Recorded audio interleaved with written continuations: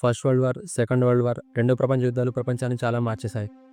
ఒక మూవీలో కదా చాలా scenes like emotion, mystery, crime, romance ఎలా ఉంటాయో ఈ వరల్డ్ వార్ టైమ్స్లో కూడా అలాంటి సీన్స్ జరిగాయి. అది 1914 అండ్ 1939 టైం.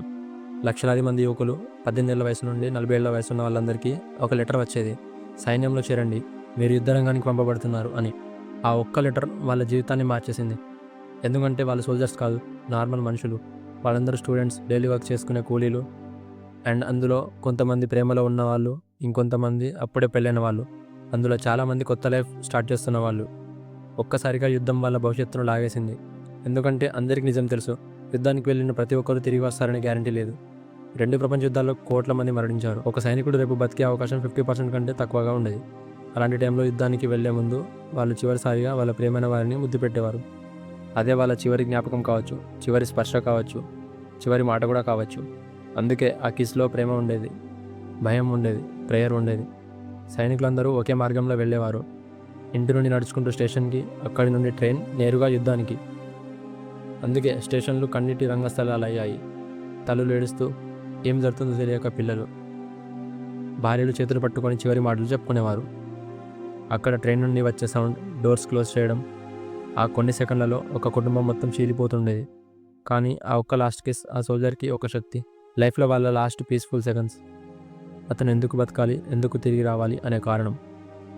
అనేక మంది సైనికులు తమ లెటర్స్లో ఇలా రాసేవారు: when the bombs were falling, her memory kept me going. When death seemed close, I remember her kiss. అది ప్రేమ కాదు, అది బ్రతకడానికి ఒక కారణంలా ఉండేది. రైల్వే స్టేషన్ నుండి ఆ సోల్జర్స్ బయలుదేరిన తర్వాత ఒక అమ్మాయి జీవితమే మారిపోయేది.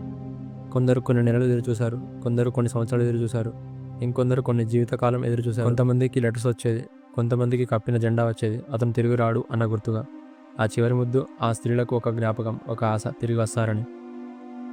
దానితోనే వారు జీవించేవారు. ఈ సంఘటనలను ఫోటో తీసింది కేవలం వార్తల కోసం కాదు, అవి చరిత్ర కోసం.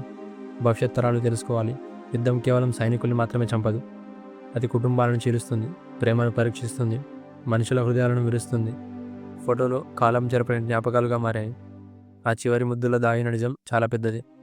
ప్రేమ సున్నితమైంది, సో సెన్సిటివ్. జీవితం అనిశ్చితమైనది. ఒక క్షణం ఒక జీవితాన్ని మార్చేస్తుంది. కొంతమంది తిరిగి వచ్చారు, కొంతమంది రాలేదు. కొంతమంది బామ్మలు ఇంకా తమ యంగేజ్ ఫోటోలను పట్టుకొని ఉంటారు, ఎందుకంటే ఆ ముద్దే వారి జీవితంలో చివరి అధ్యాయం. ఈ ఫొటోస్ మనకు చాలా ముఖ్యమైన విషయాన్ని గుర్తు చేస్తాయి. మనుషులు ఎంతో విలువైనవారు. ఛాన్స్ ఉన్నప్పుడే మన వాళ్ళతో మాట్లాడండి. ఛాన్స్ ఉన్నప్పుడు మీ ప్రేమను చెప్పాలి. మనుషుల్ని పట్టించుకోవాలి. జీవితం ఒక్క క్షణంలో మారిపోతుంది. యుద్ధం లక్షల మందిని విడదీసింది, కానీ ప్రేమ మాత్రం యుద్ధం కంటే బలంగా నిలిచింది. ఎందుకంటే జ్ఞాపకాలు మరణం కంటే ఎక్కువ కాలం జీవిస్తాయి.